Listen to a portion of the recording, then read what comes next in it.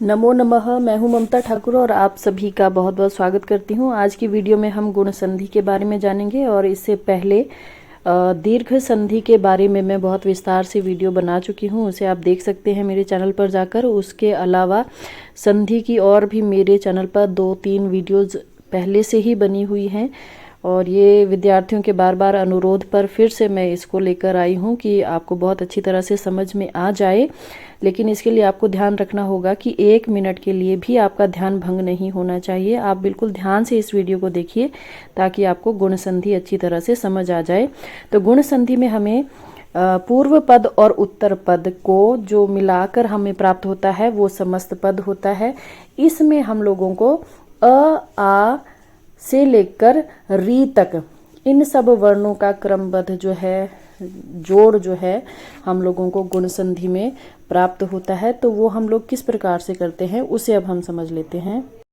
अब समझिए, यदि अ या आ के दूसरी तरफ ई या ई हो तो हमें ए प्राप्त होता है, जैसे सुर और इंद्र। अब सुर जमा इंद्र में र में अ है और आगे इंद्र का ई, तो ये अ और ई मिलकर ए बनाएंगे, सुरेंद्र बनेगा। उसी तरह से राज जमा इंद्र में राज के ज में अ है और आगे ई है, तो अ और ई दोनों स्वर मिलाकर के ए बनाएंगे, जिससे राजेंद्र शब्द प्राप्त होगा। उसी तरह से महाजमा इंद्र, यहाँ पर आ का उदाहरण मैंने दिया है। आ में छोटी ई मिलाएं तो ए बनेगा, तो महा में ई मिला महेंद्र बनेगा। कमल जमा ईश, अब इसमें ल में अ है और बड़ी ईश का बड़ी ई जो है, ईश में जो बड़ी ई है उसको अ और बड़ी ई को मिलाकर ए कमलेश। दिवा जमा ईश में आ और ई का मेल है जिससे ए बनेगा, तो दिवेश शब्द हमें प्राप्त होगा यहाँ पर। तो इससे स्पष्ट होता है कि अ या आ के बाद यदि छोटी ई या बड़ी ई हो तो उससे हमें ए ही प्राप्त होता है। अब आगे देखिए कि यदि अ या आ के बाद गुण संधि में ई ना होकर उ और ऊ हो तो क्या होगा, तो वहां पर हमें ओ प्राप्त होता है। और यदि री है तो हमें अर प्राप्त होता है। तो सबसे पहले ओ किस प्रकार से प्राप्त होता है इसको एक उदाहरण के माध्यम से समझ लेते हैं कि अ में ऊ मिलाएं तो ओ कैसे प्राप्त होगा। आप इस चैनल पर नए आए हैं तो चैनल को सब्सक्राइब ज़रूर करें, लाइक और शेयर भी करें, क्योंकि संस्कृत और हिंदी दोनों इसी चैनल पर आपको पढ़ने को मिल जाएंगी। अब आगे देखते हैं उदाहरण के माध्यम से कि किस प्रकार से गुण संधि में परिवर्तन आते हैं। यहाँ पर उदाहरण देखिए, नर जमा उचित, नरोचित शब्द बना है। तो नर के र का अ और उचित का ऊ मिला करके ओ बना है यहाँ पर, जिससे नरोचित यहाँ पर संधि शब्द प्राप्त हुआ है हमें। उसी प्रकार से जल उर्मी, जल के ल में अ है और उर्मी बड़ा ऊ है हमारे पास, तो अ और बड़ा ऊ मिलाकर भी ओ बनाते हैं, तो जल उर्मी से हमें शब्द प्राप्त होगा जलोर्मी।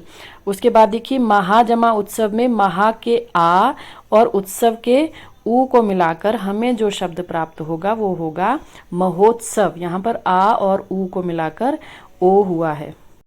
इसका अंतिम उदाहरण देखिए, दिवा जमा ऊष्मा। अब वा का आ और ऊष्मा का ऊ ये दोनों मिलाकर ओ बनते हैं, तो हमें जो शब्द प्राप्त होगा वो है दिवोष्मा।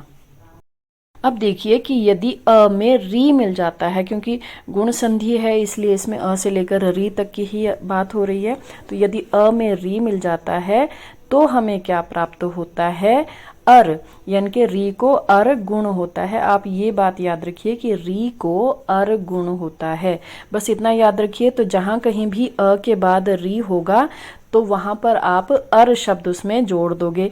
जैसे उदाहरण देखिए, सप्त जमा ऋषि, तो सप्त के त का जो अ है वो आगे जो री, ऋषि का री है, वो दोनों मिलाकर अर बनाएंगे, जिससे सप्त जमा ऋषि का सप्त अर्षि बनेगा, सप्तर्षि। उसी तरह से उदाहरण, जैसे देव ऋषि शब्द दिया आपको, तो देव के व में अ स्वर है और आगे ऋषि का री, तो व और री मिलाकर अर बनाएंगे और उससे शब्द बन जाएगा देवर्षि।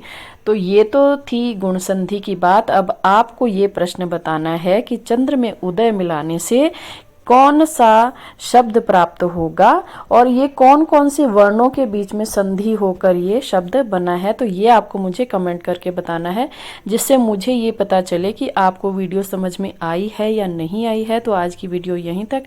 वीडियो को अंत तक देखने के लिए आपका बहुत बहुत धन्यवाद।